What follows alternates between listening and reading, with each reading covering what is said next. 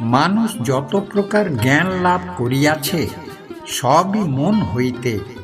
জগতের অনন্ত পুস্তকাগার তোমারই মনে।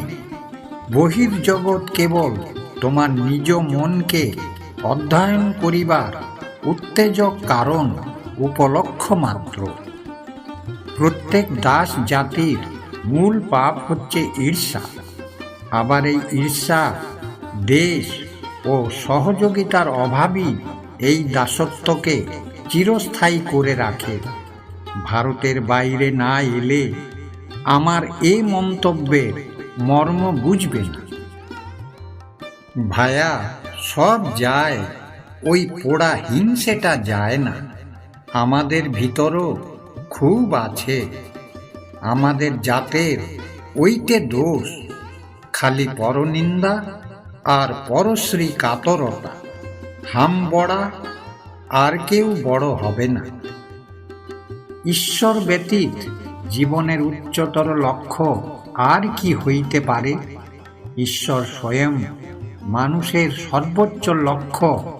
তাহাকে দর্শন করো, তাহাকে সম্ভোগ করো। ঈশ্বর অপেক্ষা উচ্চতর বস্তু আমরা ধারণাই করিতে পারি না, কারণ ঈশ্বর পূর্ণ স্বরূপ। আগে নিজের পায়ে দাঁড়াও, তারপর সকল জাতির কাছ থেকে শিক্ষা গ্রহণ করো। যা কিছু পারো নিজের করে নাও। যা কিছু তোমার কাজে লাগবে তা গ্রহণ করো। অহংকার ত্যাগ করে সকলের সঙ্গে মিশবে।